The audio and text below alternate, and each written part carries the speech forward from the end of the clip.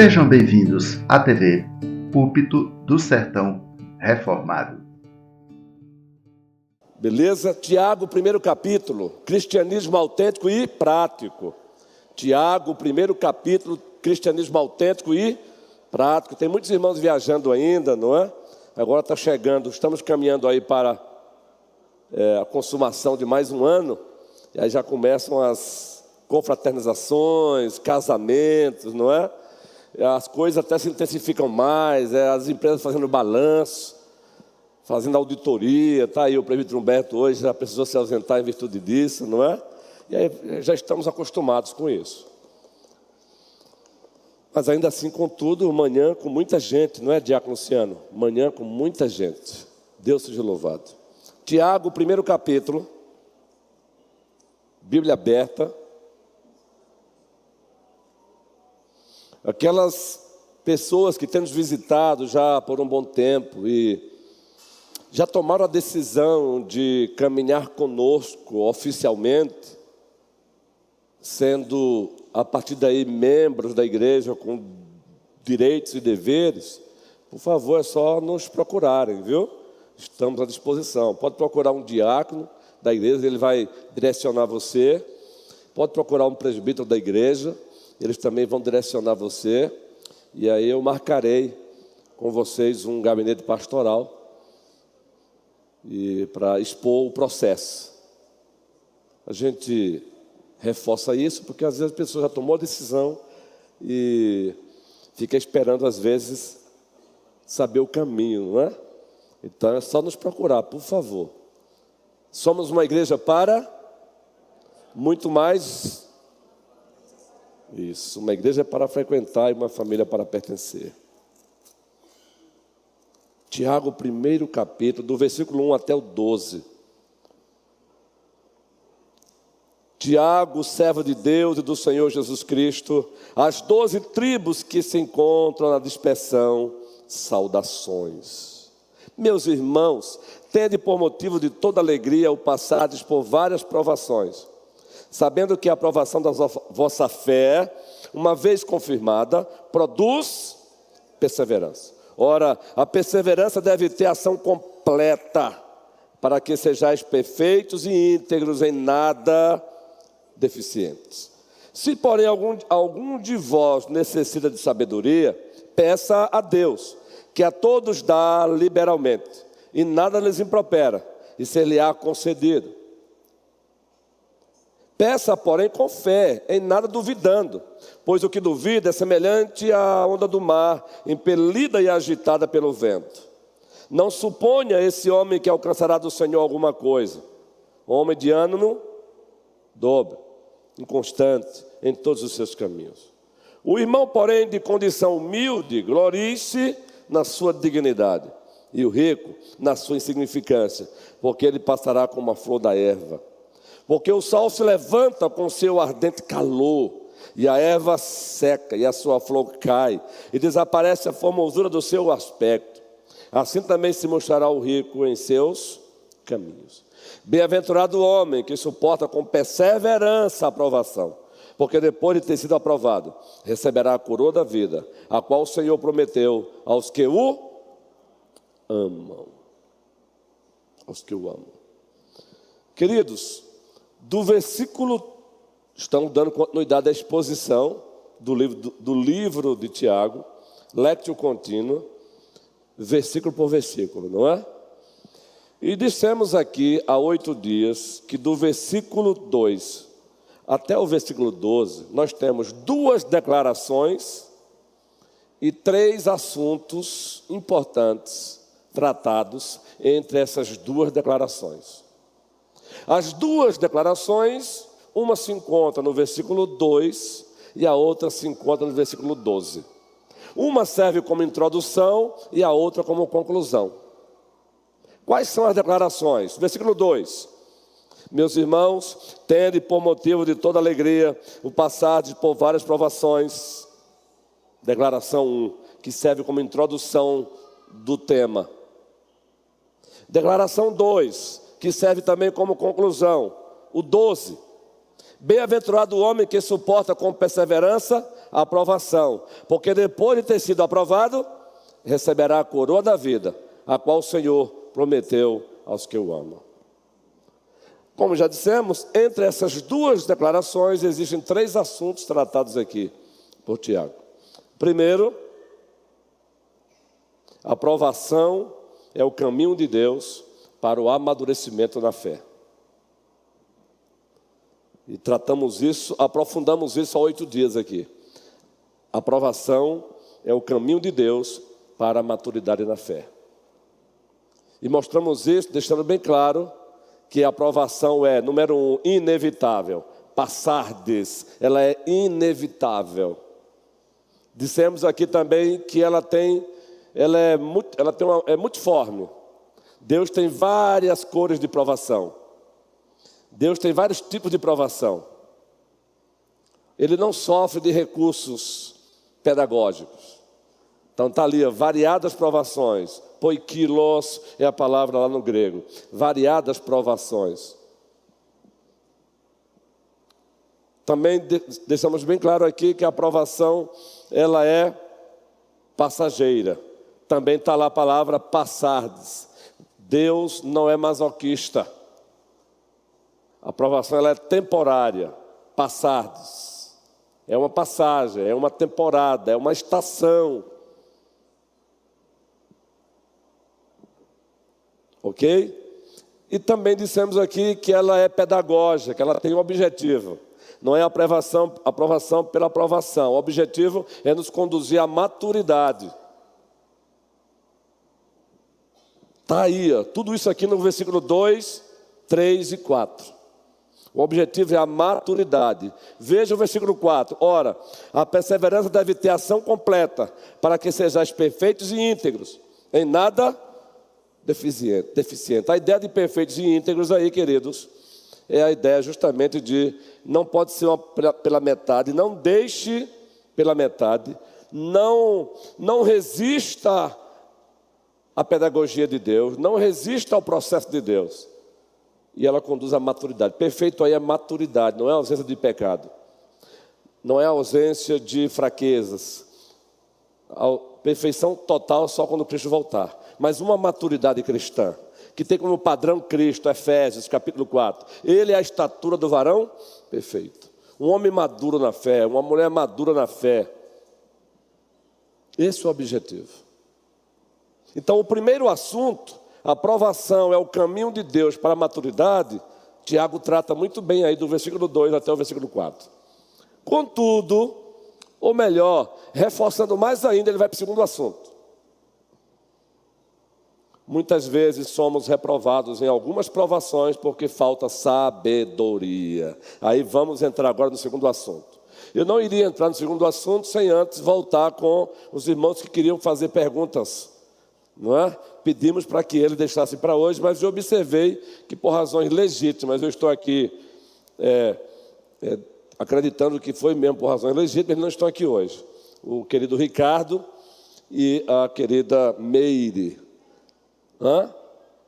Fernanda? Ananda? Não. Era Meire. Querias, Fernanda? Para a Leide aqui, ó. Foi Meire e Ricardo. Lembra que eu pedi para eles, deixe para hoje? E eu iria começar a retomar com uma pergunta deles. Mas como eles não estão, vamos continuar, beleza? Perguntar sempre é bom e é necessário quando a motivação ela é santa, é o caso deles. Quando a motivação ela é objetivando o crescimento de todos e jamais motivações pecaminosas, capciosas de colocar o professor em maus bocados. Não é o caso deles não, graças a Deus. Mas são 25 anos de pastorado e aqui a gente percebe que a pergunta ela é capciosa. Vamos ver se ele sabe. Ih, rapaz, olha, a gente vive nesse 25 ministério, guerreiro. E muita paciência, a gente precisa responder mesmo assim com carinho e amor. Mas aqui a colada tem que pegar a espada, a parte mais afiada e... Não é o caso de ninguém aqui não, graças a Deus, viu? Mas também se for, não vou dizer para você não, que eu devo preservar a ovelha, sempre. Então continue perguntando, sempre com motivação santa, objetivando o seu crescimento e o crescimento de todos. Já falamos há pouco que muitas vezes somos reprovados em algumas provações porque nos falta sabedoria. Jandira. E vamos primeiro aqui, biblicamente, tentar definir sabedoria. E aqui eu quero evocar a teologia sistemática, porque ela é bem didática também nessa área. Claro que a teologia bíblica ela é a base para a sistemática. Mas eu quero evocar aqui a teologia sistemática para definir o que é sabedoria. E nós temos, graças a Deus, bons teólogos sistemáticos, tanto estrangeiros como brasileiros hoje.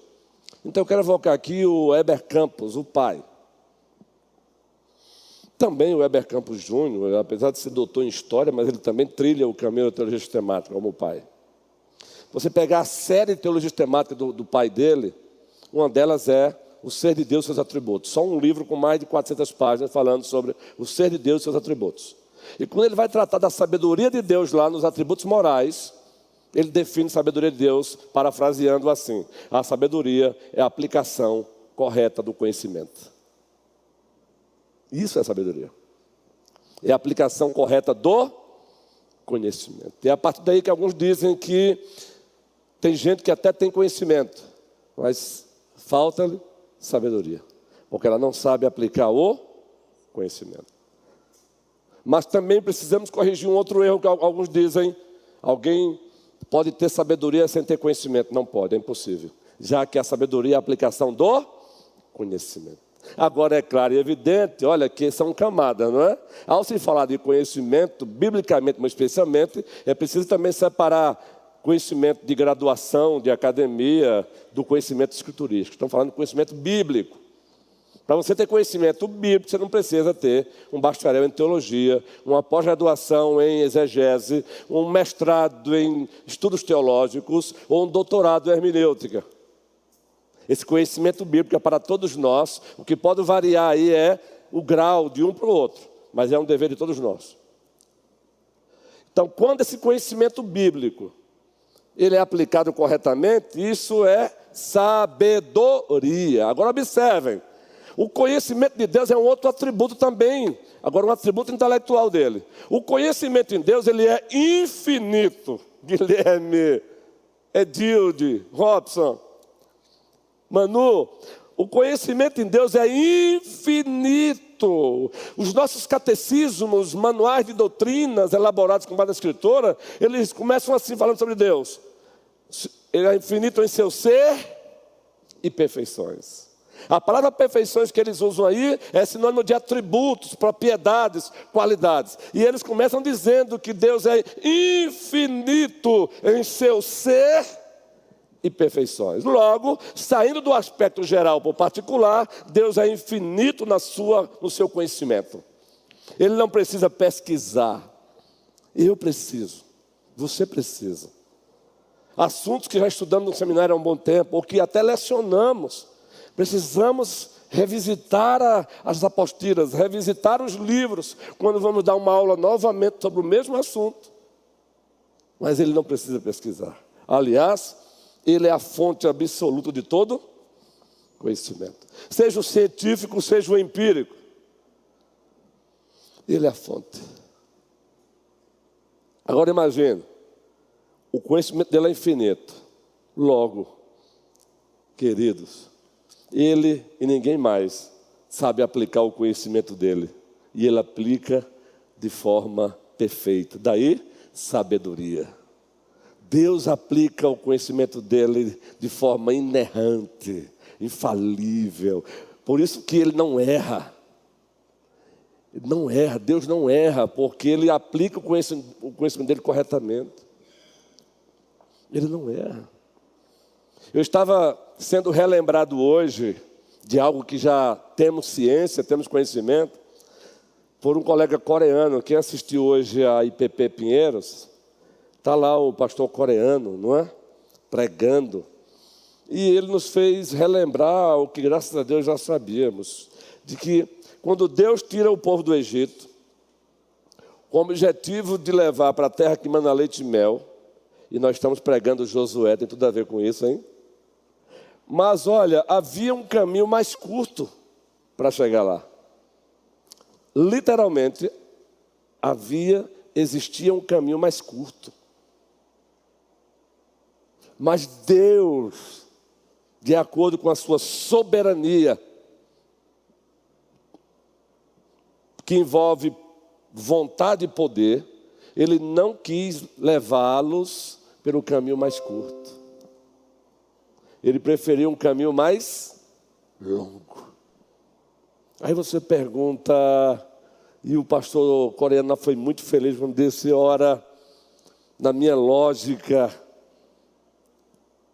limitada, carregada de preto no branco, de coisas cinzas.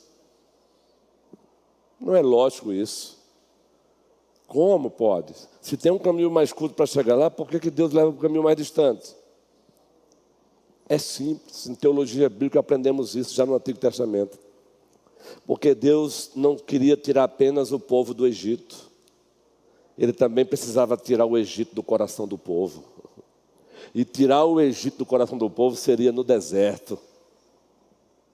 Você entende por que muitas vezes Deus ele escolhe o caminho mais distante para chegar, para te levar até onde você mesmo deseja, e tem tudo a ver com o que Ele quer, mas Ele não vai levar pelo caminho que você pensa? Porque Ele precisa primeiro preparar. Deus, antes de trabalhar através de nós, Ele trabalha em nós. É claro que concomitantemente Ele trabalha em nós e através de nós, mas Ele precede a trabalhar em nós, precede o trabalhar através de nós. Está onde isso? Efésios.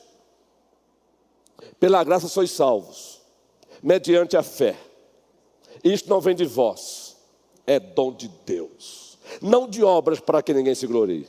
Isso é o trabalho de Deus por nós. É o que nós chamamos em teologia sistemática de soteriologia objetiva. É o que acontece fora de nós e alguém fez por nós. Alguém fez no nosso lugar.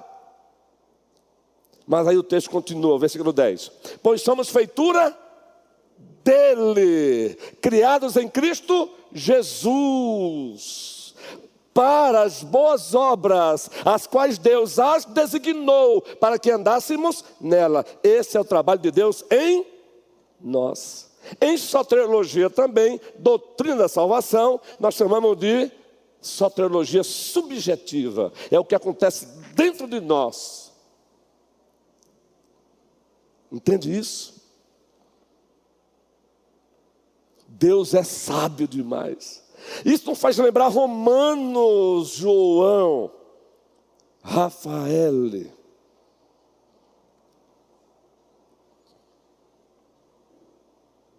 Kennedy, Virgínia e o Kennedy pai. Eu estava lá atrás observando ali, eu enxerguei Sônia, eu olhei, eita, ali é o maridão dela, que coisa boa.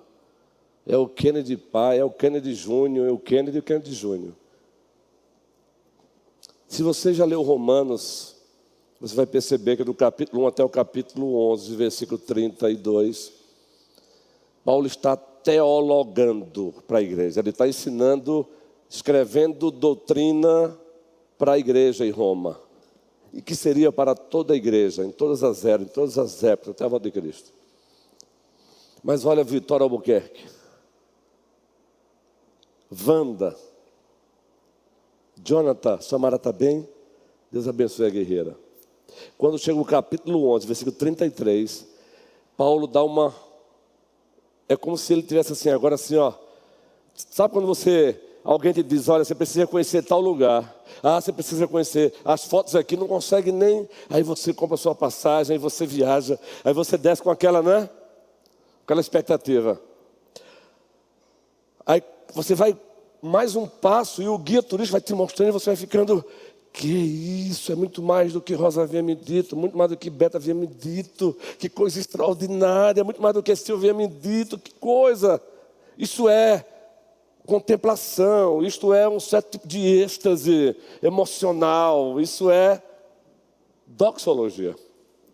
É isso que Paulo faz, ele vai pensando nas doutrinas bíblicas envolvendo o plano histórico redentivo de Deus, a coisa é tão grandiosa, essa catedral de teologia, essa catedral gótica de doutrina, de vontade de Deus, planos, ele vai, daqui a pouco ele não aguenta, ele para e diz: ó profundidade da riqueza, tanto da sabedoria como do conhecimento de Deus, quão insondáveis são os seus juízos, quão inescrutáveis são os seus caminhos. Quem conheceu a mente do Senhor? Quem foi que deu a Ele para que Ele possa dizer muito obrigado? E aqui é uma paráfrase, uma interpolação minha. Aí ele encerra dizendo: porque dele, por meio dele e para Ele são todas as coisas, a Ele a glória eternamente. Amém.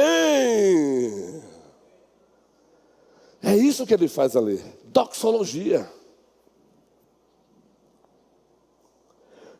Não é a doutrina pela doutrina, a doutrina é o fim. O objetivo da teologia é transformar você num ser doxológico.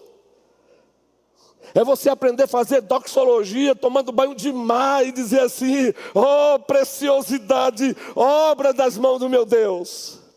Eu confesso que eu digo para mim mesmo, sem nenhum problema, que quando eu estou tomando banho de mar, eu estou no meu momento de abestalhamento santo. O que é abestalhamento santo? Sabe aquele menino que nunca tomou banho de mar pela primeira vez? Eu fico assim, ai, parece um matuto, pronto, eu sou um matuto de Deus. E olha que eu conheço o mar, morando 12 anos no litoral. Mas assim também é o nosso rio.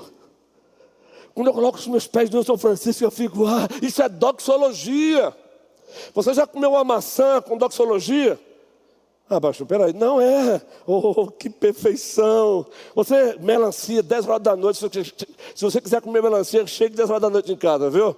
Porque eu espero já ir para o quarto, não que ela não saiba, ela sabe disso. Vou na geladeira, tem a melancia geladinha, liga a televisão e vou assistir os jogos que já passaram, que às vezes não consigo assistir na hora, e aí tome melancia, tome melancia, tome melancia. Quando não, aí é coisa de doido mesmo, é tomate com sal. Esquece. Não coma tomate com sal, por favor. Mas eu faço doxologia. Eu olho para o gatinho, os gatinhos, e eu vejo a proteção da mãe com eles. Noemi, eu começo a louvar. Não me chame de doido. Cada doido com a sua mania. Mas e minha esposa já entrou na rota do esposo. Minha esposa já entrou na rota do marido. Um dia desse, chegando em casa, depois de um culto aqui, quando eu vou colocar o carro na garagem, ela diz: eita, olha as formiguinhas, vai chover. E as formiguinhas fizeram uma fila na entrada da garagem, meu amigo. Imagina o que foi que fizemos. Quase, guerreiro. Eu falei: Jade, pega a vassoura. Aí você tira ela devagarinho, eu apresso o carro para não matar as bichinhas. Pode chamar de doido, não é? Porque é lindo. De fato, não precisa fazer isso, né, gente? Mas é lindo demais elas trabalhando, Edneia. Elas carregando as folhas, gente. Aí o Senhor diz: vai ter com a formiga. Mas que é coisa de doido é mesmo. Não faça isso, por favor. Mas isso é doxologia.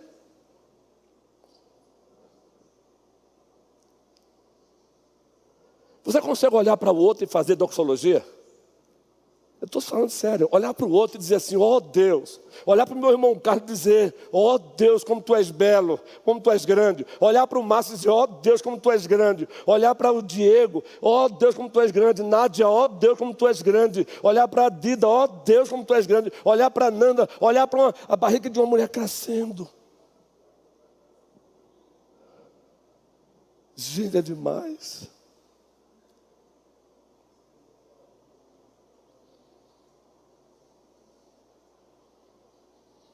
Os céus e a terra proclamam a glória de Deus. O firmamento anuncia as obras de suas mãos. Um dia discursa outro dia. Uma noite revela conhecimento a outra noite. E ele prossegue fazendo doxologia. Sim, pastor, mas você está falando da sabedoria de Deus, justamente. Não tem como não falar da sabedoria de Deus e você não praticar doxologia. Porque você enxerga conhecimento de Deus, sabedoria de Deus em tudo. Eu gostei que o sorriso de Edné foi bem legal aqui, não foi, Edné? Porque é coisa de doido mesmo, Edné. É maluquice fazer um negócio desse. E olha, Guilherme, Sério, guerreiro, eu fui tentar deixar o carro lá fora. Acredite, não façam isso não, em nome de Jesus Cristo. Bota o carro para dentro. Então, muitas vezes somos reprovados na aprovação porque falta-nos. E por que falta sabedoria? Aí o texto diz, vamos lá. Por que muitas vezes falta sabedoria?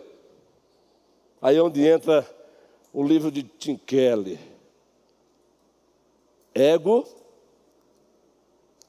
Porque muitas vezes nos achamos autossuficientes.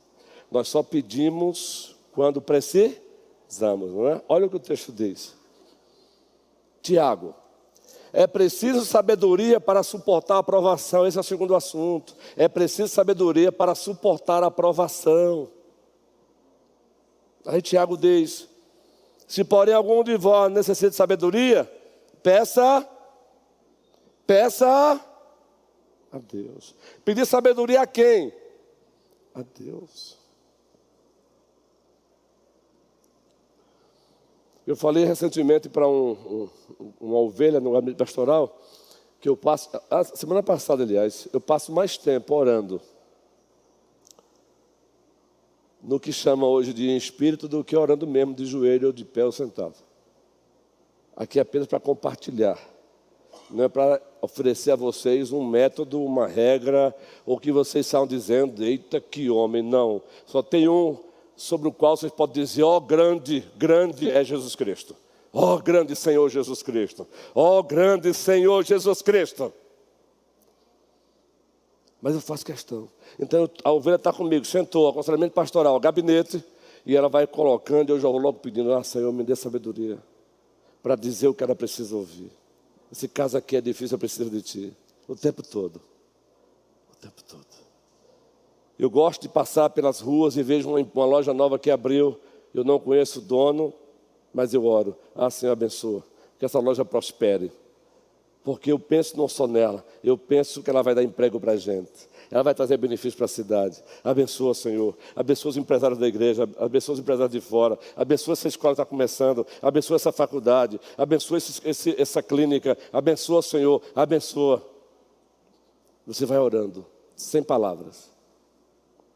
Peça a Deus. É interessante. Nos nossos dilemas, quando deveríamos primeiro e sempre pedir a Deus, a gente busca primeiro as vozes do mundo, não é? Peça a Deus. Tiago não disse, quer sabedoria? Procurem-me. Ele diz isso? Peça a Deus. Pedi e dá-se-vos-á. Batei e abre-se. Buscai. E quando você pede, busca, bate, o que Deus quer dar, que é sabedoria, meu irmão, Ele tem o prazer em dar. Aí eu lembro de Tiago capítulo 4, que diz, pedis, primeiro ele diz, vamos lá, Tiago capítulo 4, é assim, a Bíblia é interdisciplinar. A Bíblia há uma unidade na Escritura. Tem um livro de John MacArthur. Se você quer conhecer a Bíblia assim como um todo, compre esse livro, A Unidade das Escrituras, de John MacArthur. Para você entender que não existe ali uma Bíblia fragmentada. Tudo conectado ali, Guilherme. Eu vejo que você está aí crescendo muito nessa área. Deus seja louvado, guerreiro. Fica essa dica aí, viu? A Unidade das Escrituras.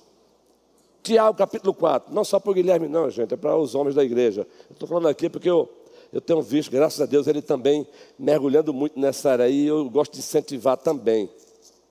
Agora eu dei um zoom no Guilherme aqui, né? Eu dei um zoom apenas nele. Tiago, capítulo 4. Vejam, já que é Tiago, né? O capítulo 4. Olha só.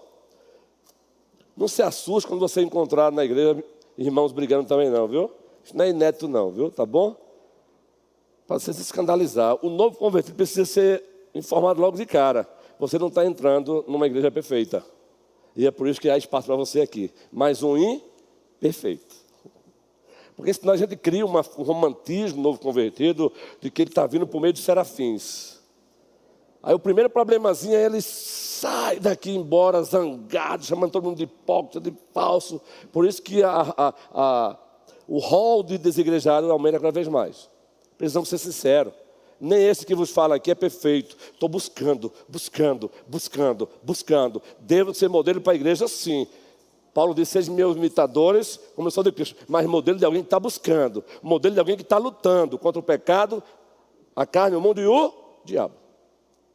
Problema, né? Olha aqui. Observe aqui, Léo. Reverendo Renato, homem de Deus. De onde procedem guerras e contendas que há entre... Ei, perceberam entre vós? De onde procedem guerras e o que mais? E contendas que há entre vós. Está falando da igreja, do povo, meu irmão. Então não se escandalize não quando acontecer, não. O caminho não é vir chutar o para-barraca, dizer agora eu não quero negócio com Deus, com a igreja. Eu pensei, você pensou o quê? Você pensou que você era perfeito? Não é? Mas qual é o caminho? Ele vai dar qual é a causa disso. Primeira causa. De onde, se não dos prazeres que militam na vossa carne? Cobiçais e nada tendes. Viveis a lutar e a fazer guerras, nada tendes, porque não pedis. Olha, no primeiro momento ele diz, vocês não estão pedindo, vocês não estão orando. Aí agora ele prossegue. E quando pedem, ele prossegue. Pedis e não recebeis. Porque pedis mal. Porque quando vocês pedem é para quê? Para esbanjardes em vossos prazeres. Gente, isso aqui é muito forte, não é não? Quando vocês pedem para esbanjar nos prazeres de vocês. Então nós temos que pedir. Mas pedir corretamente. Então, alguém aqui precisa de sabedoria? Alguém aqui na igreja hoje precisa de sabedoria? Vou começar por mim então, eu preciso. Quem aqui mais precisa? Agora ficou claro. Boa, gente. Porque eu já falei para vocês aqui que numa aula, no modo de mestrado com o doutor Neil, lá de Miami, do Seminário Internacional de Miami, o MINTS. Aliás, foi com o professor Israel Quinteiro Rojas, aqui no aportuguesado, não é? Porque o meu R não sai como é do espanhol, não. Baixinho, homem de Deus, doutor, pastor da Igreja Presbiteriana Betânia, em Bogotá. Homem de Deus, humildezinho. Ele perguntou, todos os mestrandos ali, pastores, viu? Aí ele perguntou assim, quem aqui, a aula era sobre a providência de Deus e a ética pastoral. Era poimênica, teologia pastoral. Aí ele perguntou, quem aqui tem problema com soberba? Vejam como a soberba se esconde em impedir você de reconhecer que tem. O pecado é enganador, gente. Aquele silêncio, já falei para vocês, aquele silêncio, ninguém, ou em outras palavras, aqui ninguém tem problema com isso. Mentira. Justo. Eu fiquei agoniado com aquilo. Porque depois que eu entendi Romanos 7, meu irmão, eu acabei com essa historiazinha de querer passar a imagem, uma tal de performance. Eu não sou super-homem, não. Eu também sinto dor, eu fico com raiva, eu me zango, tenho com o corpo mal-humorado.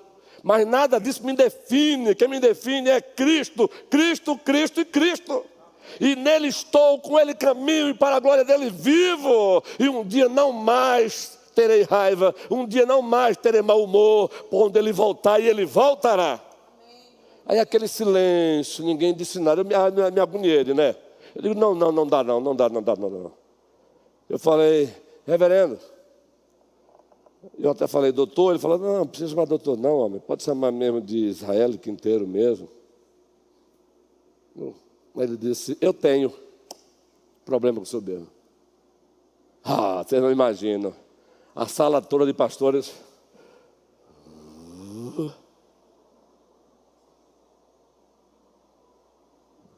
Tudo o que eu queria.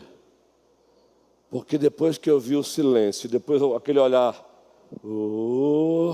Aí eu disse, e quer dizer que vocês também não têm. Aí deram aquela risada, alto lá. Paulo disse em Romanos 7, miserável homem que sou, o que eu não quero fazer eu faço, o que eu quero não faço. E aí ele diz, por quê? Porque eu carrego o mal dentro de mim ainda, o que varia é o nível, todos nós somos narcisistas, o que varia é um grau.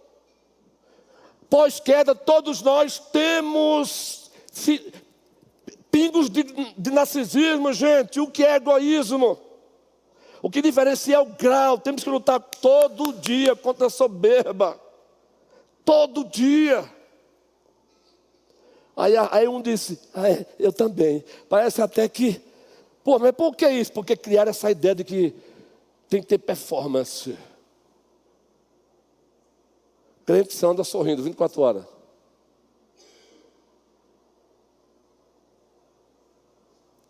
Você está bem, meu irmão? Não, olha, foi lançado um livro aqui no Petróleo no Brasil, de Panho Show, Quarta Dimensão. Eu não sei quem tem conhecimento desse livro. Quarta Dimensão.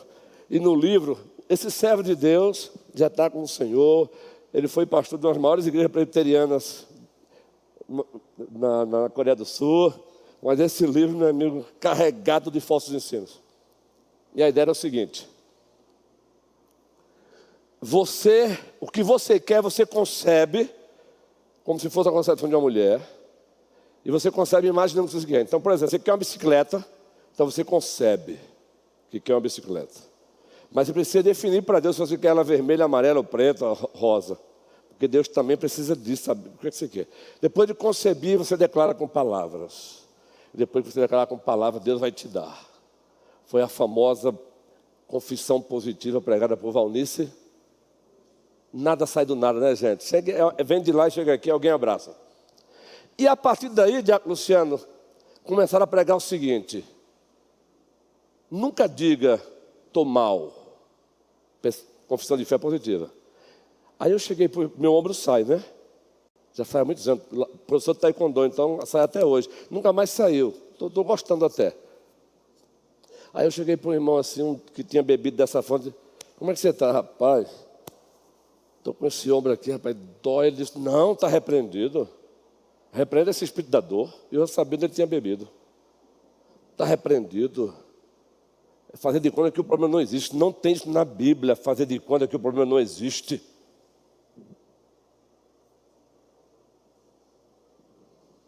Onde é que está na Bíblia isso? Você pega o livro do Salmo, João Calvino disse, é a anatomia da alma. O salmista está rasgando a sua alma diante de Deus. Está doendo, Senhor. Aconselhando ontem uma jovem cristã, aliás, aqui eu só vou cortar um parênteses aqui. Aconselhando uma jovem cristã ontem, que está sentindo uma dor muito pesada até hoje, não é dessa igreja. Pediu-nos ajuda. E eu falei para ela, e os salmos, tem o que nós chamamos de teologia da lamentação. Você vai encontrar o salmista lá dizendo, Senhor, até quando? Esqueceste de mim, Senhor? Não é murmuração, não. Há uma diferença de murmuração e teologia da lamentação. Deus não quer que eu chegue para Ele com máscara, não. Eu estou bem, viu, Senhor? E o meu coração fervendo de raiva, de inquietação. Senhor, eu não estou bem hoje, não. Senhor, hoje eu não estou bem. Esse é o Deus a quem eu sirvo. Esse é o nosso Pai que está nos céus. Senhor, hoje eu estou bem. Senhor, firme meus pés. Senhor, Senhor, Senhor, Senhor. Aqui agora eu entro no meu carro, ele começa a dar um probleminha só para brincar aqui, viu, gente? Você acontece contigo também. Eu falei, Senhor, é para tua causa. É para tua causa. Entende, né? Aqui agora parece que eu me vesti com a camisa de Asaf por um momento. Asaf que é Asaf. Olhou para um lado, a turma do nada, que não quer nem nada com Deus, sorridente, feliz e tudo prosperando, né? E aí o Asaf olhou para ele e para os seus compatriotas cristãos, vivendo corretamente, batalha e sofrimento. Uma hora isso, uma hora aquilo. Asaf fez o quê? Quase que eu me desviei os meus, até que eu entrei no santuário do Senhor. Queridos, em nome de Jesus Cristo, todos nós precisamos de sabedoria. O problema é que nós somos teimosos em achar que uns precisam e outros não. Se alguém aqui necessita de sabedoria, peça a Deus. Vou perguntar de novo agora. Quem necessita de sabedoria aqui? Melhorou. Entenderam agora? Porque toda essa caminhada aí, toda essa, talvez uma divagaçãozinha aí, todos nós precisamos. Agora temos que pedir a quem? Fala, guerreiro. Microfone aí para esse santo de Deus aqui. Microfone para ele. Peça a quem? A Deus. Sabedoria para você passar pela aprovação. Sabedoria para você ler corretamente se é aprovação, se é uma tentação. Sabedoria.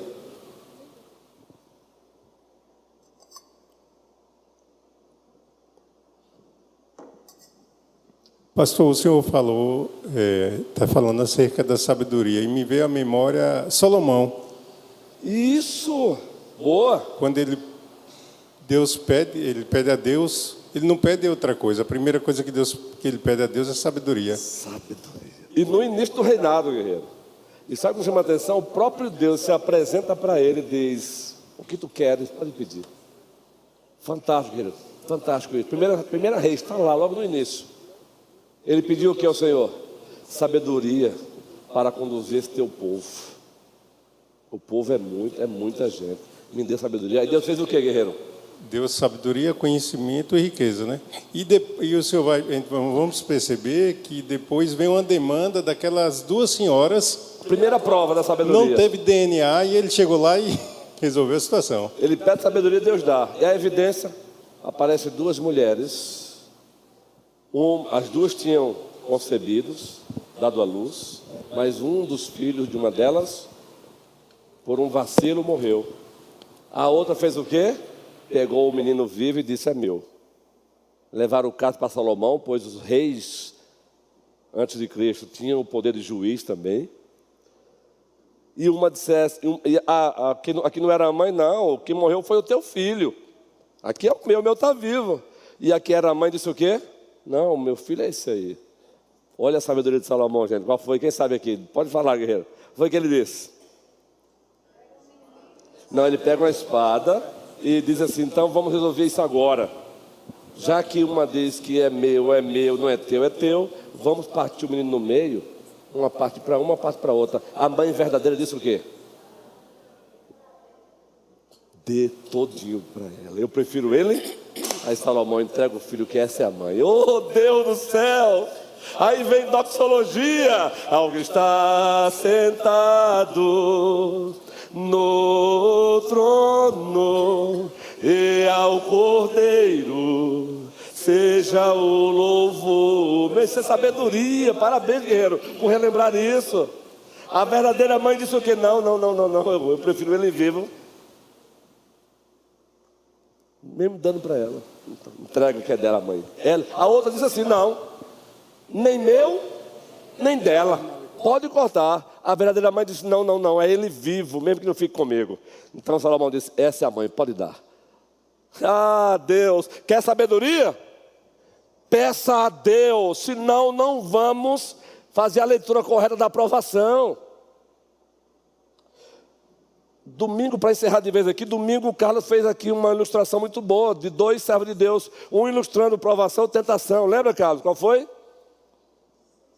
Sansão, tentação. Jó, provação. Então, se não tiver sabedoria, você não vai saber fazer a leitura correta da provação e também da tentação. A tentação vai ser do versículo 13 até o final, até lá na frente. Por enquanto é provação. A mesma palavrazinha peirasmos, o que define é a origem e o objetivo. Peçamos, irmão, sabedoria do alto. Ei, Daniel, Sadraque, quem mais? Diz o texto sagrado que eles pediram sabedoria a Deus. E quando chegou o tempo de apresentar esses jovens ao rei, 10 vezes mais sábios. 10 vezes mais sábio, minha presidente querida aí. 10 vezes mais sábio. Que o Senhor nos abençoe, gente. Hoje e sempre, eu encerro por aqui. Eu não quero esgotar vocês, 11h15. Eu saio de hoje dizendo: não vou esgotar o povo, tem que ir para o almoço.